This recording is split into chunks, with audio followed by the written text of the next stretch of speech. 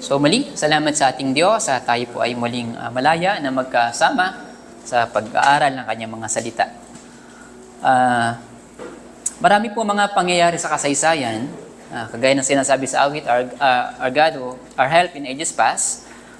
Mula pa noon ay ang Diyos ay hindi humihinto, hindi nagpapahinga sa paggawa, pagkilos, pag-iingat sa buong kasaysayan ng sangkatauhan. So marami po mga pangyayari sa kasaysayan na talagang nagdulot ng pagbabago sa buhay, hindi lang po sa mga aktual na involved sa isang particular na event, kundi maging sa mga kasalukuyan na nakaka-witness nito.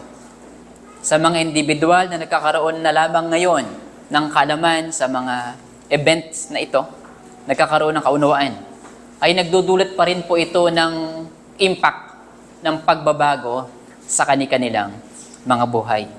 Ang isang halimbawa po niyan ay ang 15 taong gulang na batang lalaki or binata. Bagamat siya po ay lumaki sa isang Kristiyanong pamilya, bilang individual, ay nakaranas po siya ng pagkabigo at kabigatan. Or minsan sinasabi natin na dumaan siya sa madilim na bahagi ng kanyang buhay. Araw ng Panginoon, noong Enero, taong 1850, January 6, kung hindi po ako nagkakamali. Isang snowstorm ang naging hadlang sa kanya patungo sana dun sa karaniwang simbahan na kanya pong pinupuntahan tuwing araw ng Panginoon. Pero dahil dun sa snowstorm na to, napunta siya sa isang maliit na kapilya. At dahil din po dun sa snowstorm na yon, yung mismong pastor ng nasabing maliit na kapilya ay hindi po nakadalo. So, kaya po yung isang layman ang tumayo upang punan yung pulpito. Ang layman na ito, syempre, wala pong nakaprepare na sermon at dahil wala po siyang formal education sa pagmiministeryo, mula po sa Isaiah chapter 45 verse 22 ay naging paulit-ulit lamang yung kanyang sinasabi. Lumapit kayo sa akin para maligtas kayo. Kayong lahat sa buong mundo, sapagkat ako ang Diyos at maliban sa akin ay wala ng iba. And then, itong layman na ito, biglang tinuro yung binata na napadpad doon at sinabi niya mismo doon sa binata, "Binata, tumingin ka kay Kristo. Tingnan, tingnan, tingnan."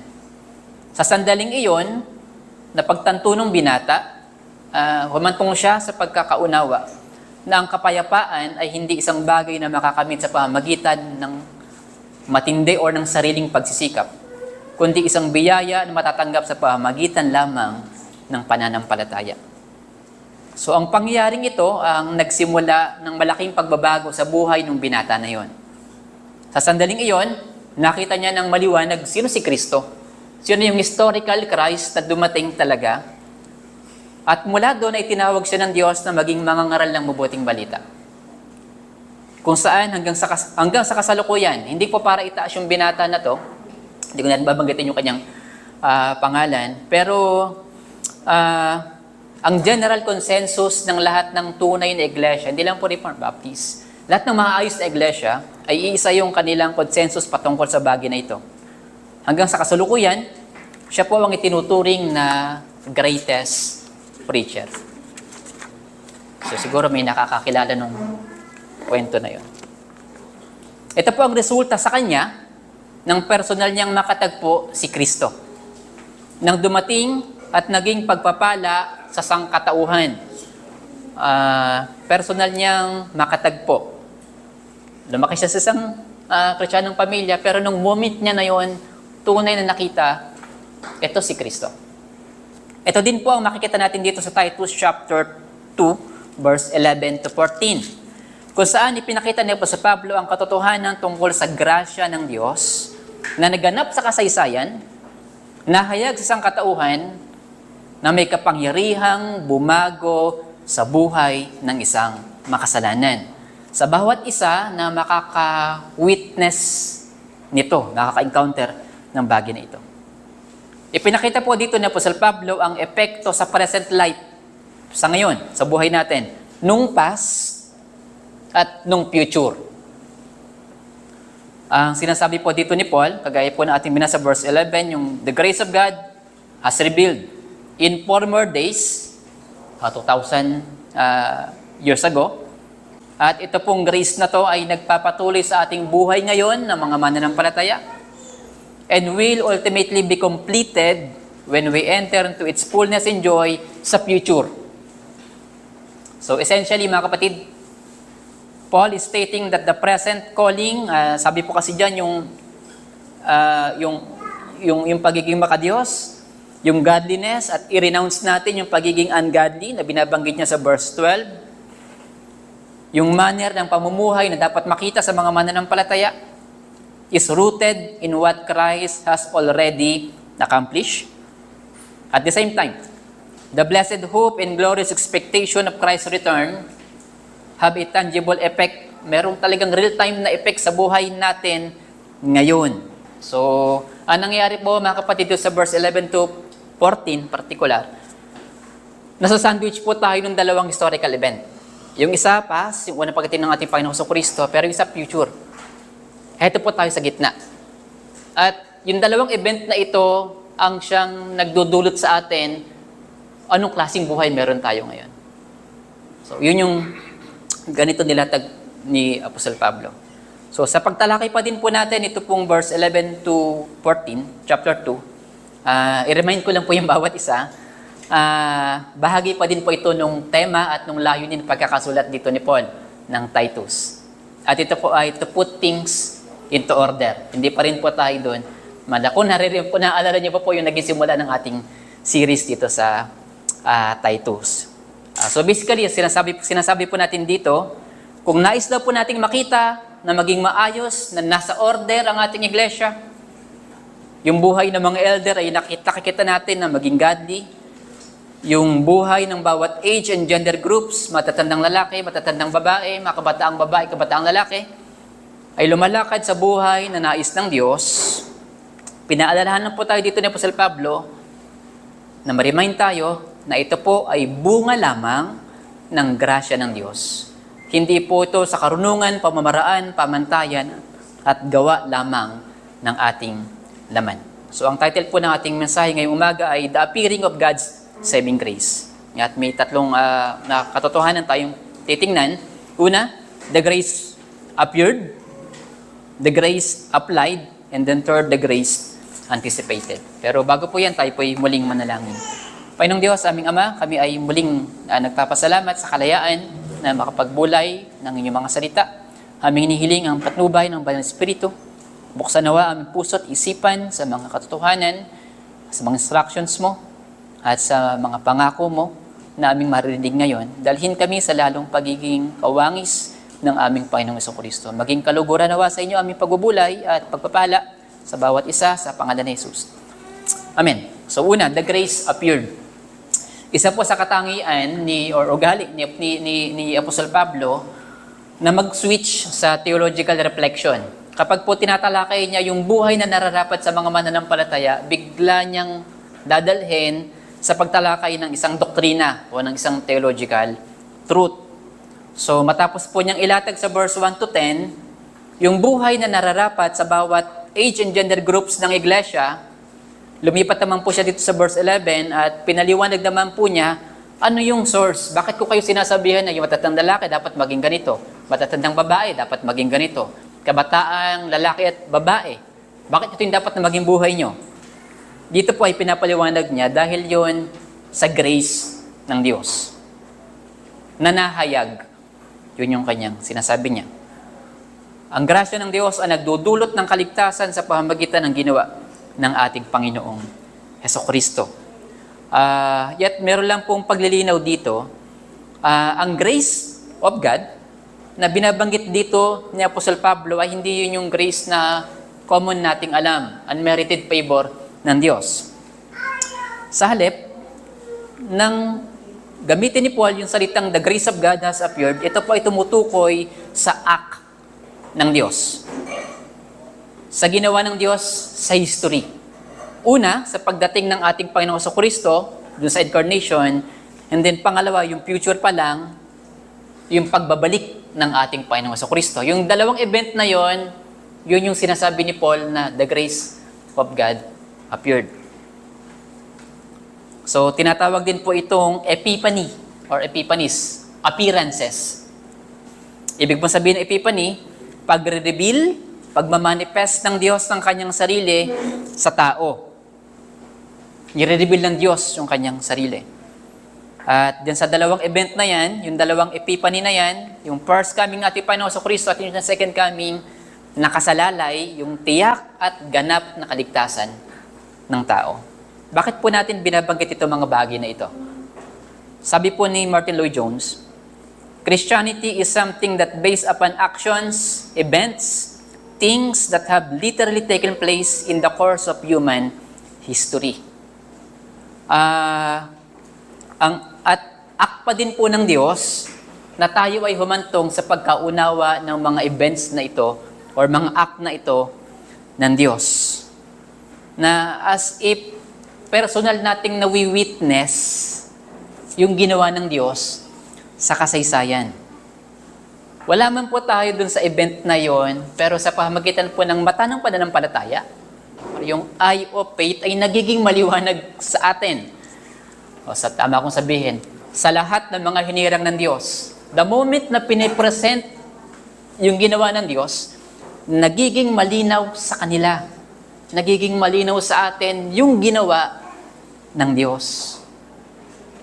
So, nagiging reality sa kanila yung bagay na yon. So, hindi man nakikita ng ating physical na mata. At yung benefits nung ginawa na yun ng Diyos sa history, yung objective truth na yon ay nakikita niya, nire-receive niya, totoo yun sa akin. Ganun kahalaga yung pagkakalatag dito ni Apostle Pablo na ma-remind tayo dun sa historical character ng pananampalatayang Kristiyano. Parang ganito po. Tayo po ay nagkakatipon ngayong umaga o tuwing araw ng Panginoon bilang mga totoong witness dun sa truth na yon na ginawa ng Diyos. And hindi natin kayang pigilan na i-proclaim yung katotohanan na yon na na-realize natin or tamang sabihin, ipinaunawa sa atin ng Diyos. Yung faith po ng mga unang alagad na literal na naka-witness kay Christ sa kanyang resurrection, sa kanyang pagtuturo, na hanggang kamatayan, ginagawa nila. Kasi totoo nilang na-witness. Hindi naman po natin totoong na-witness ng ating mismo mga mata. Ano lang po naka-witness? Yung pananampalataya, yung mata natin na binuksan ng Diyos. Pero dahil po dun sa katotohanan na yon, kahit po may struggle sa buhay natin, kahit po ilang beses nang po sa inyong Christianity, nagpapatuloy.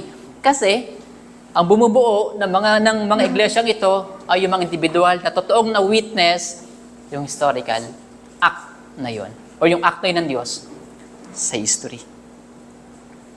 Napaka-gracious po ng Diyos.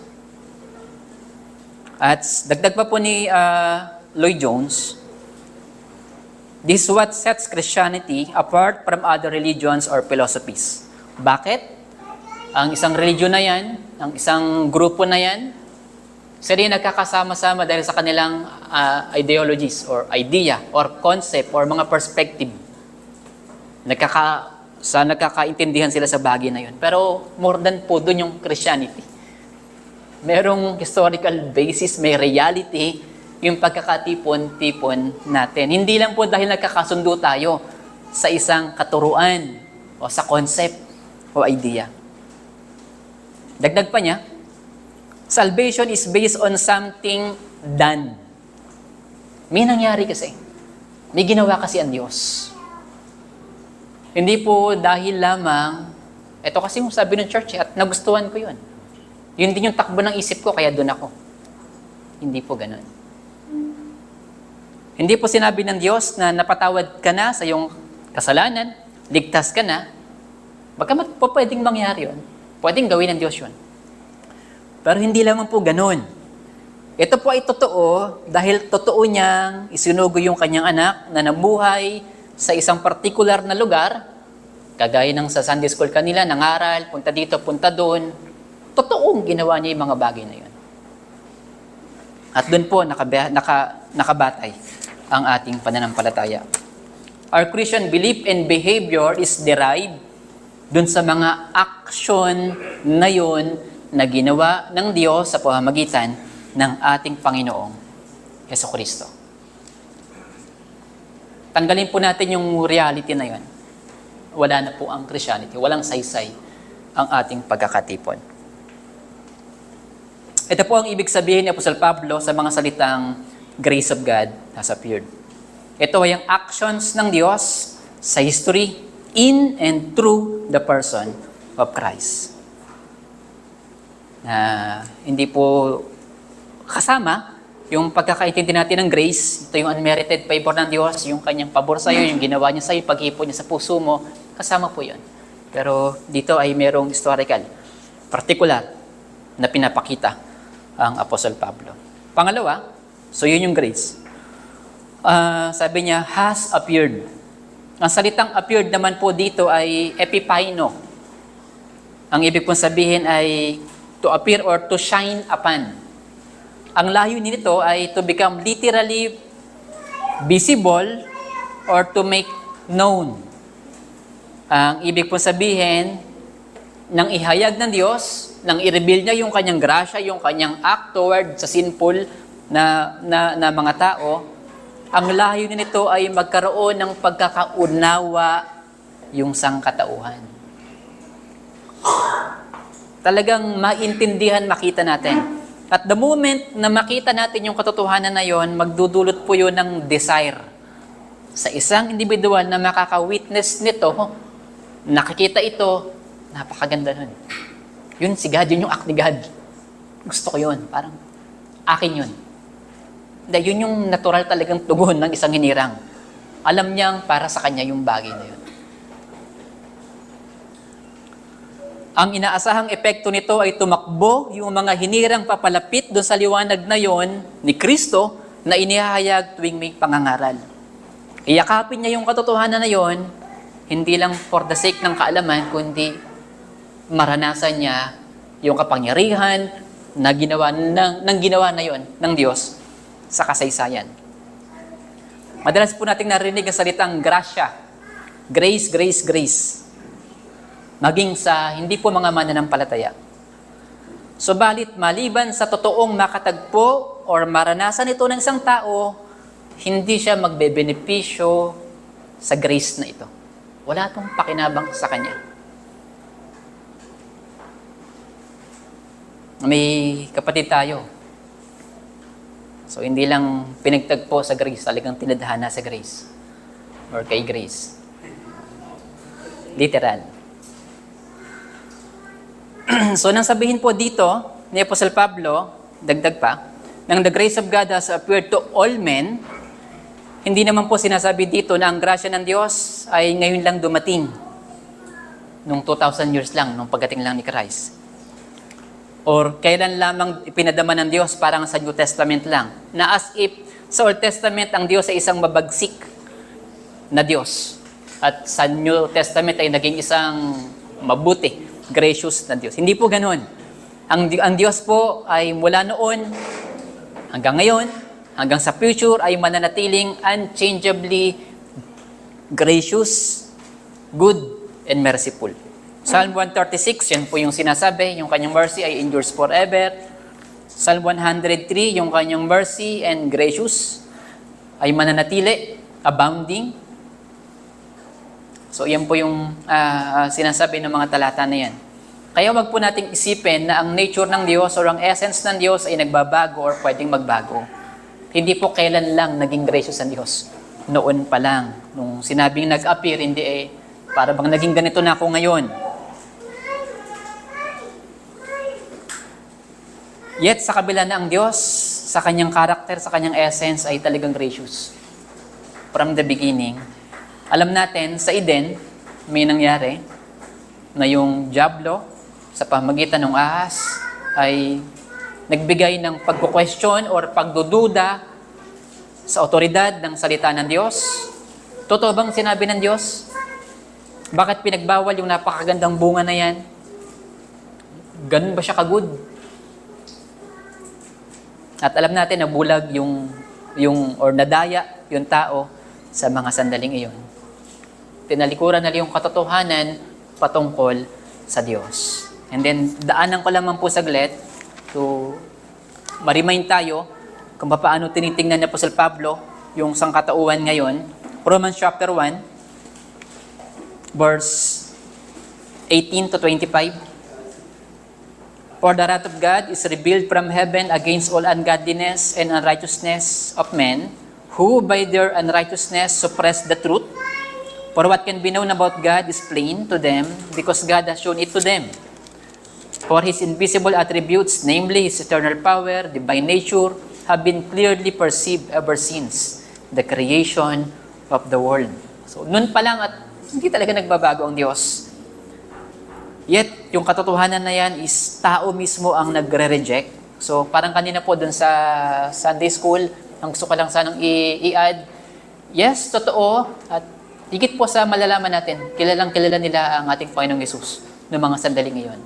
Yet, yung katotohanan tungkol kay Jesus, ano pong kaibahan? Hate po nila yung katotohanan na yun. Nire-reject po nila yung katotohanan. Ayaw po nila yung katotohanan na yun patungkol kay Christ. Yan yung isa. Kahit kilala na nila ang ating Panginoong Yesus. For although they knew God, verse 21, they did not honor Him as God or give thanks to Him, but they become futile in their thinking and their foolish hearts were darkened. So yun yung problema ng sangkatauhan. Hindi dahil sa walang grace si God, hindi nag-a-appear yun, hindi siya mabuti. Tayo bilang mga tao ang may problema. Claiming to be wise, they become fools and exchange the glory of the immortal God for images resembling mortal men. 24, therefore God gave them up in the lust of their hearts to impurity, to the dishonoring of their bodies among themselves. Because they exchanged the truth about God for a lie and worship and serve the creature rather than the Creator, who is blessed forever. Amen. So, kaya bagaman ang biyaya ng Diyos, ang kanyang kabutihan ay nananatili noon pa lang, hindi po ito maliwanag sa sangkatauhan. Yet, bagamat sa Old Testament ay meron namang individual na talagang naranasan yung grasya ng Diyos. Si Noah, si Job, si Abraham, si Moses, at si David. Ang karamihan sa sangkatauhan ay mas pinili ang kadiliman at kasalanan. So sa ganitong diwa, masasabi na hindi pa nag-a-appear yung grace ng Diyos sa kanila. Andyan yung araw, laging nagniningning, pero yung ulap ang siyang tumataklob. Yung kasalanan natin at kasama na rin yung gawa ng dyablo. Sa Old Testament po ay ang mga propeta ay patuloy na nagpipredict, nagpapahayag patungkol sa pagdating ng Savior, pero hindi lamang bilang guro, kundi bilang isang theophany. Ano po yung theophany? Ito yung visible uli na pagre-reveal ng Diyos, manifestation ng Diyos ng kanyang sarili sa sangkatauhan. Old Testament pa lang po, pinapahayag na yan. Isaiah chapter 60, verse 1 to 3. Arise, shine, for your light has come. He notes that while thick and darkness covers the people, the Lord will rise upon you. So sa kabila ng kadiliman na bumabalot sa katauhan, makikita nila yung kaliwanagan ng Diyos. And then, sa ganyan din po nag-end yung Old Testament. Malaki chapter 4 verse 2. Ito yung promise that the Son of Righteousness will arise or will rise with healing in its wings. Anong mga panahon na yun na tahimik or after noon is tahimik ang Diyos? Walang propesya na nanggagaling mula sa Kanya. Pero doon nag-end ang Old Testament sa pangako na yon. So ito po mga pagpapahayag na to ng mga propeta na darating din yung liwanag para sa kanyang bayan ay inihahanda sila ang bahay ng Diyos sa pagdating ng grasya na yon, ng liwanag na yon ng Diyos. Na maunawaan ng people ng Diyos na hindi lamang po yun subjective. Yun po ay objective act of God. Hindi po sinasabi o pinangako ng mga propeta sa Old Testament sa kanyang bayan, one day you will feel better. Na para ba bang nang sabihin ng mga propeta na marireveal ang grasya ng Diyos, mahayag ang kanyang liwanag, isang araw, yung bawat isa sa atin, mararamdaman mo na lang, maka-Diyos ka na. Na para bang maramdaman mo lang, gusto mo nang mabago. Na para bang maramdaman mo na lang, gusto mo na lang lumapit sa Diyos. Hindi po ganun, i-reveal ng Diyos. Sa halip, one day, God will do something everyone can see. Something na ma-recognize ng sangkatauhan historically. At talagang makikita nila, yun yung act ng Diyos. At yan po yung makikita natin sa Isaiah chapter 9 na atin pong binasa kanina. Yung, ano po ba ang kalalagayan dyan? Yung Assyrian, sasakupin na yung Northern Kingdom. Alam ko, nadidiscuss yun na yun. Kasama yung sa Hosea, sa Northern Kingdom. Pero yung lugar po ng Galilee, particular yung Zebulun at Naphtali, so doon nagsimula yung pag-invade, yung pananakop na gagawin ng Assyrian. At ito po yung prophecy dito. Yung pong unang nakaranas ng terror or darkness, hindi po metaphor yung pagkakagamit doon na isahin literal na terror. Bakit? Kamatayan, pagdukot, pag-aalipin po yung nakapaloob doon sa mararanasan itong mga Zebulun at taga Naphtali. Yet, nagkaroon po ng pahayag dito si Isaiah na sila rin yung unang makakasumpong ng liwanag. At makikita po natin sa New Testament, particularly Matthew chapter 4, diyan po sinimulan ng Panginoon yung kanyang pagministeryo. So daanan po natin saglit. Matthew chapter 4, yung Zebulun at Naphtali na unang nakaranas o sa kanila nagsimula yung pinakamadilim na bahagi na naranasan ng Northern Kingdom. Matthew chapter 4 verse 13 to 16. And leaving Nazareth, he went, yung ating Panginoong Kristo, and lived in Capernaum by the sea in the territory of Zebulun and Naphtali, so that what was spoken by the prophet Isaiah might be fulfilled. The land of Zebulun and the land of Naphtali, the way of the sea, beyond Jordan, Galilee of the Gentiles. The people dwelling in darkness have seen great light, and for those dwelling in the region in shadow of death, on them a light was dawned. So yun yung naranasan nila sa pagdating ng ating Panginoong Jesucristo. At ito rin po yung yung unang nakaranas ng kadiliman, sila rin po yung unang, or sa kanila nagsimula, yung pagpapahayag ng grasya ng Diyos sa persona ng ating Panginoong Jesucristo. Kaya nang sabihin po dito ni Apostle Pablo sa Titus chapter 2, verse 11, the grace of God has appeared. Ito po ay parang cut to black. Tapos na po yung paghihintay doon sa sinasabi ng mga propeta. Ang liwanag sa Old Testament ay hindi na lamang po siya para bang aandap-andap na pinapangarap ng mga tao, dumating ka na, maranasan ka na namin, makita. Dumating na liwanag sa amin. Hindi po siya kukurap-kurap from a distant, kundi siya po ay talagang naranasan na nitong people na ito, kaso hindi sa paraan na kahanga-hanga. Bakit? Yung liwanag na yon ay unang nagningning dun sa sabsaban, pangalawa dun sa cross. Hindi rin po siya glorious sa standard ng tao na kailangan magnificent yung pagdating ng liwanag. So sa kabutihan ng Diyos, itong grasya na ito, yung act na to ng Diyos ng pagre-reveal ng kanyang grasya, ay paulit-ulit na ipinapahayag sa atin Lord's Day after Lord's Day. Sa pamagitan ng pangangaral at ng sakramento paminsan-minsan. Ito po yung problema. Dahil sa lagi na natin itong naririnig, Lord's Day after Lord's Day, minsan, nagiging normal na bagay na lang sa atin ang grasya na ito ng Diyos. Hindi na po ito isang bagay na para kasabikan pa natin. Hindi na po ito isang bagay na para bang talagang pagnaisa natin. Katulad po ng mga parabol ng ating Panginoong Hesus na para bibilin mo yung lupa kasi nakita mo yung gintong nakalagay doon. Yung effort, yung lahat ng ating gagawin, maranasan lamang natin yung grasya na yon. Hindi naman sa lahat, Sa iba, ito po ay nananatiling kanilang buhay. Para sa iba, ito po ay nananatiling kanilang sustansya. Na para bang ito yung fuel na nagpapatakbo ng kanilang buhay. Ito lang yung dahilan kaya kami nakakapagpatuloy sa buhay na ito. Dahil lang doon sa grasya na yun ng Diyos na narinig ko Lord's Day after Lord's Day. So, yun yung fuel ng kanilang buhay. Taas na po ng fuel ngayon.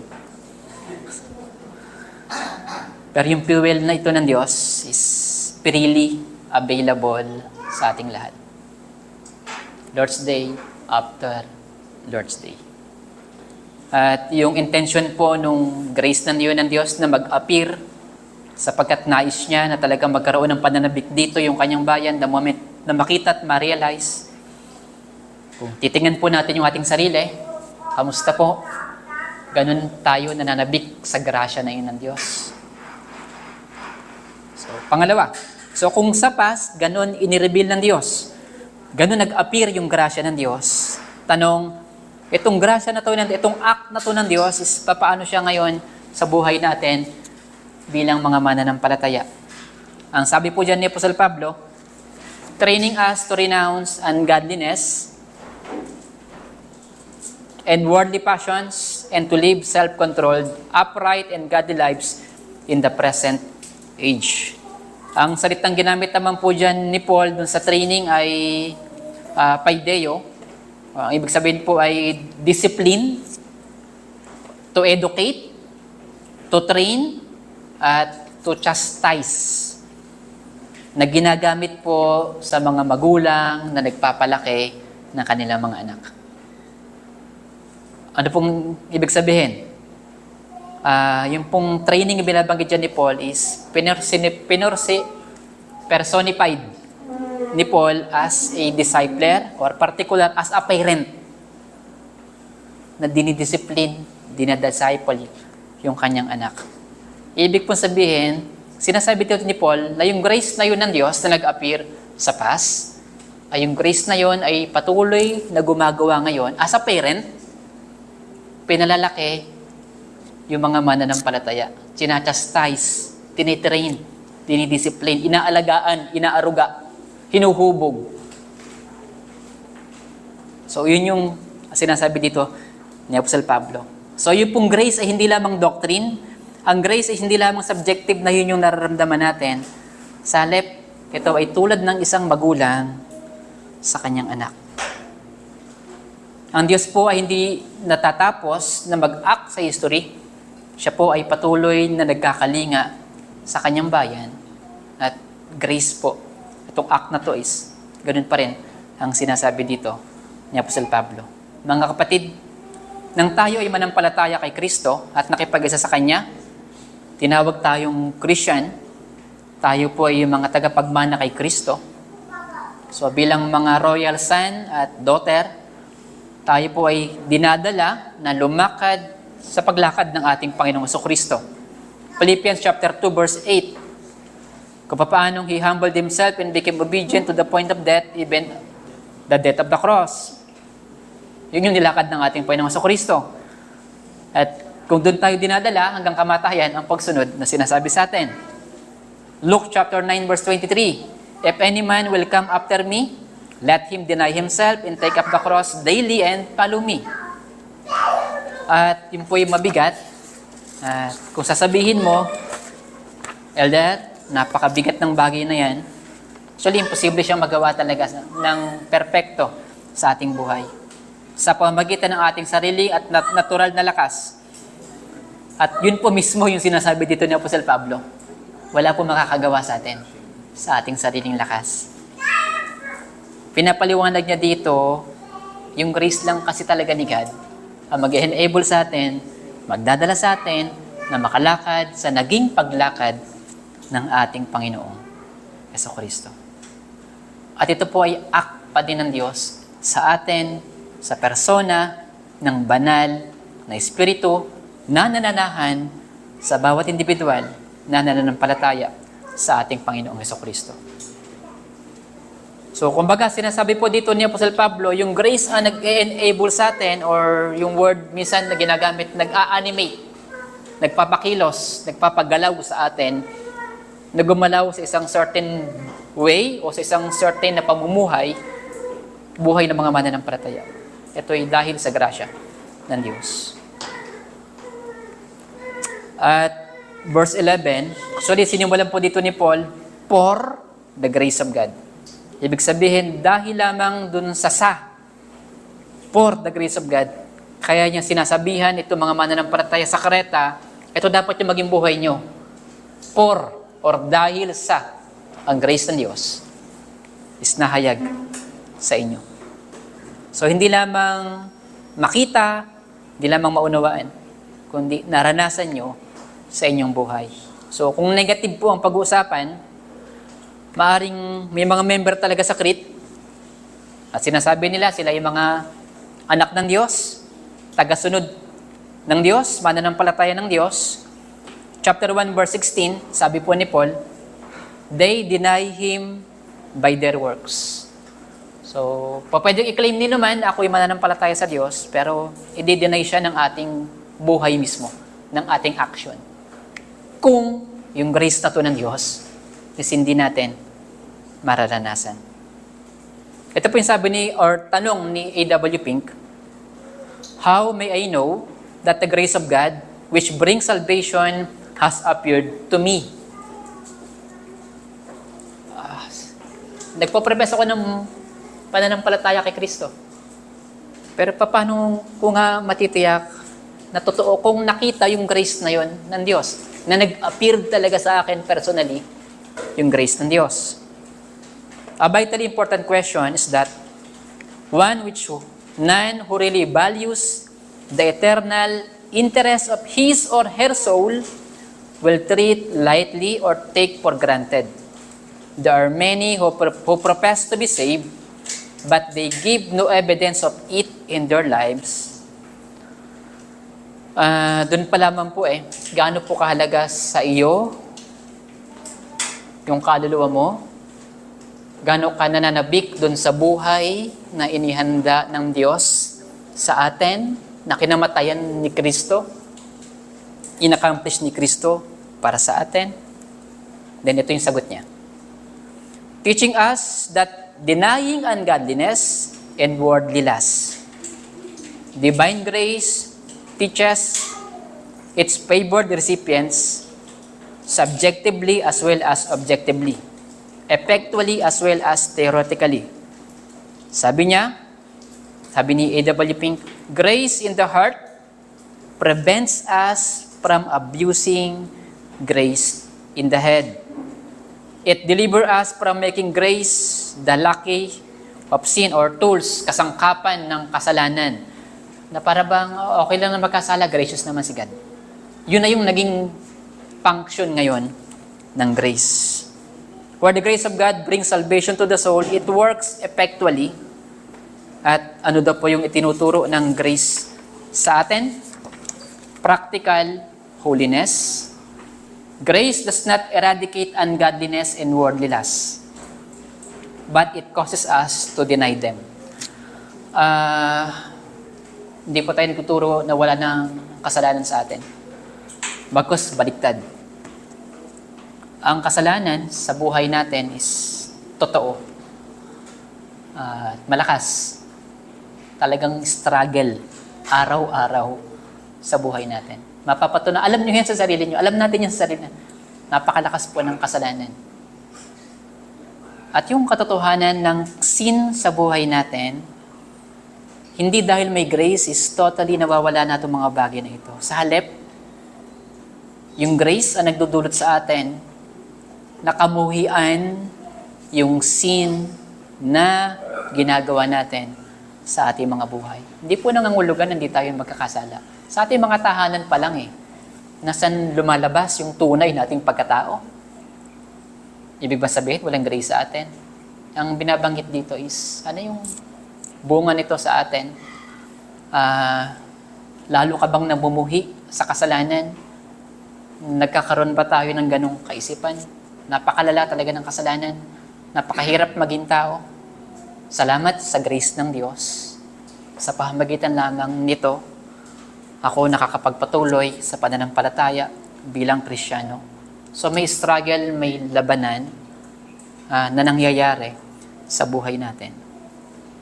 Yung struggle na yon is never po yung makikita sa isang individual na walang grace sa buhay niya. So hindi po ibig sabihin na may grace is perfect na tayo, magiging maayos, maganda na yung ating pamilya, maganda yung ating pagsama bilang mag-asawa, bilang magkakapatid. Hindi po ganun. Yung reality ng kasalanan sa buhay natin ay nagpapakita at nagre-remind sa atin yung reality na ganun natin kailangan ng grace ng Diyos na available naman tuwing araw ng Panginoon sa pangangaral at ng sakramento. Kaya po dapat kasabikan natin or magdulot ito ng pananabik sa atin. Ang ating mga gawa bilang mga mananampalataya ay hindi dahil kinambulatan na natin ng mga ito. Sabi kasi ni tatay, ito dapat gawin namin. Sabi ni nanay, magsimba kami. Ito raw yung buhay na bilang mga mananampalataya. Sabi kasi ni pastor or kaya, ito kasi na pagkasunduan ng church. Ito na po yung practice natin. Mga kapatid, hindi po natin ginagawa ang mga bagay na ito dahil ito ang ating napagkasunduan. Dahil ito yung sabi ni pastor. Sabi ito ni tatay o ni nanay. Sa halip, ginagawa po natin ang mga bagay na ito, kapwa natin ginagawa dahil ito ang bunga ng grasya or action ng Diyos sa ating mga buhay. At ang action mo ay hindi dahil sa pananampalataya ng parents mo. Ang action mo, bakit ka nandiyan dyan, ay hindi dahil sa pananampalataya ng asawa mo. Hindi rin dahil sa kapatid mo. Hindi rin dahil sa kaibigan mo. Hindi ka nandiyan dahil sa pastor mo. Sa halip, nandiyan ka, pagpapahayag mo yan ng iyong personal na pananampalataya kay Kristo na sinasabi mo na witness ko yung grace na yun ng Diyos sa person ni Christ. Pero kung hindi ganun yung dahilan, hindi struggle, pero hypocrisy ang mangyayari sa iyo. So kung tulad ng binata, ay personal na ating sinimulan kanina, ay personal mong nakita ang liwanag ng incarnated Son of God, ang mga bagay na ito is totoo sa iyo. Third and last, the grace anticipated. Ang isa po sa title na pinagpipilian ko talaga dito or pinag-iisipan bukod dun sa The Appearing of God's Saving Grace is Grace appeared, hope awaits. Ang punto po dun sana is dahil nag-appear na sa atin ang grasya ng Diyos, ang idinudulot nito sa atin ay pagnanais at pananabik na ma-witness yung ikalawa at yung full appearance ng grace ng Diyos sa pagbabalik ni Kristo. Bakit? Kasi kung yun po yung epekto sa atin ng unang pagparito ni Christ, ilang buhay ang talagang sumunod sa Kanya hanggang kamatayan, yung government, yung mundo, winawasak yung Christianity, pero nagpapatuloy at lumalago, bunga po yun ng first advent pa lang. How much more yung pag-second advent, na yun yung kakompletuhan, yun yung fullness, revelation ng Diyos, ng Kanyang grace. Wala na pong lahat ito. Yun na yung perfect experience natin ng salvation ng Diyos. Kung na-amaze po tayo dun sa cross, hamak pong ka-amaze-amaze yung second coming, yung pagbabalik ng ating Panginoong Jesucristo. Balikan po natin yung binatang lalaki, kung gaano ang naging bunga sa buhay niya, from buhay na nag-i-struggle bilang individual na lumaki sa Kristiyanong pamilya, is na-meet niya, na-witness niya ng kanyang sarili mga mata ng pananampalataya ang ating Panginoong Jesucristo at dinala siya sa isang panibagong buhay na itinalaga ang kanyang buhay sa pangangaral ng mabuting balita tungkol kay Kristo na personal niyang na-witness. At mga kapatid, sa muling pagparito ng ating Panginoong Jesucristo, ay lubusan nating makikita ang beauty or ganda ng ating Panginoon, ang kanyang glory, na ngayon sa kasalukuyan ay nakikita pa lamang natin sa pamamagitan ng mata ng pananampalataya. Hinahangaan na po natin. Pinag-usapan natin yung mga theological doctrine patungkol sa kabutihan ng Diyos. Humahanga na po tayo. Pero bilang mga mananampalataya, tayo po ay nabubuhay sa kasalukuyan sa pagitan ng dalawang katotohanan na ito. Tayo po ay inihayag ng banal, pero tayo po ay ihahayag na kompletong banal at makakapamuhay kasama ng ating Panginoong Jesucristo, kasama ng ating Diyos sa kanyang kaharian sa langit. Kadalasan ay nahihirapan po tayong maghintay sa Diyos. Marami sa atin ang umaasang bumalik na po sana sa normal. Kaso ito na daw po yung new normal. Babalik pa po ba talaga sa normal na buhay ang ating buhay? At habang inihintay po natin yung bagay na yon, or minsan may mga naghintay po ng kagalingan, minsan may mga inihintay na desisyon ng ibang tao na makaka-apekto ng malaki sa buhay niya, minsan naman po may mga naghihintay pa rin ng direction, guidance mula sa Diyos. Hindi po natin may kakaila ang kasalukuyang nararanasan ng mga mananampalataya, partikular dito sa atin sa Pilipinas. Masakit na pong mabuhay sa Pilipinas. Sa kabila ng mga bagay na ito, ano po ang ating inaasahan? Ano yung hope natin? Maalis yung presidente? Mapalitan ng panibagong presidente? Ano yung assurance na babalik sa maayos ang takbo ng Pilipinas? Kung maaalala niyo po sa inyo pong isang series, inabutan pa rin naman po yon sa Revelation, yung mga kabayo na darating. At kasama po doon is yung paghihirap, pagbagsak ng ekonomiya. Ito po ay talagang realidad, hindi lamang sa mga unbeliever, kundi maging sa mga mananampalataya. So kung ating pag-asa ay mawala ang mga kahirapan na ito, bumaba ang mga presyo, may problema po sa atin. Hindi po tayo sinasabi na huwag mangyari mga bagay na ito. Maganda po yun. Pero ang realidad ng ating buhay is dinadala lamang po tayo sa katotohanan, sa pag-asa na ang ating pinakahihintay bilang mga mananampalataya ay ang muling pagbabalik ng ating Panginoong Jesucristo. Tulad po nung Naphtali at yung Zebulun na paparting na yung Assyrian, nakikita mismo na kanilang mga mata, ganun katindi sa kanila yung pagnanais na iligtas sila ng Diyos. At nawa, yung ating sitwasyon ngayon na pahirap ng pahirap, ang idulot sa atin ay yung pagnanais.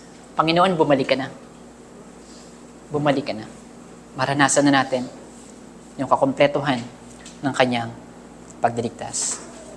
Kadalasan ay tinutuon natin ang ating pansin sa unang pagdating ng ating Panginoong Jesucristo sa krus, habang nalilimutan na natin ang banal na pag-asang ito na siya po ay babalik. Ang ating ganap na kaligtasan ay nasa hinaharap. Kung kailan tayo magiging ganap at kompleto ng buo, gaya ng pagtitiwala natin sa katotohanan ng unang pagdating ng ating Panginoong Jesucristo. Kaya tayo po ay tinatawagan na ituon ang ating kaisipan, ang ating pag-asa sa muling pagbabalik ng ating Panginoong Jesucristo at pagpahayag ng grasya ng Diyos. Mga kapatid, si Jesucristo na ating Diyos at tagapagligtas ay babalik.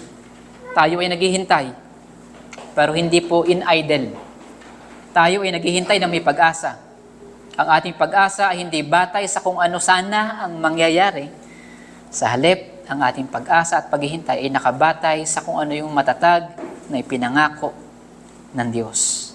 Ang ganap, kakumpletuhan ng kaligtasan na inilaan niya sa lahat ng umaasa at nananampalataya sa Kanya. Dito nakatungtong ang pananampalatayang Kristiyano. Nang Diyos ay nalugod na ihayag ang Kanyang grasya, kabutihan at pagmamahal sa isang humiliating way sa pamamagitan ng ating Panginoong Jesucristo na nabayubay sa cross. Ang Kristong ito ay babalik with might and glory. Sa araw na yon ay lubusan ng mahayag sa lahat ang sukdulang ganda at kahangahangang grasya ng Diyos. Hindi na po ng mata ng pananampalataya, kundi mismo na ng ating pisikal na mga mata. Sa ikalawang pagparito ng ating Panginoong Jesucristo ay magaganap na ang ipinangako sa Isaiah ng kanyang pagiging hari. Ngayon po, siya ay naghahari sa puso, sa buhay ng mga mananampalataya.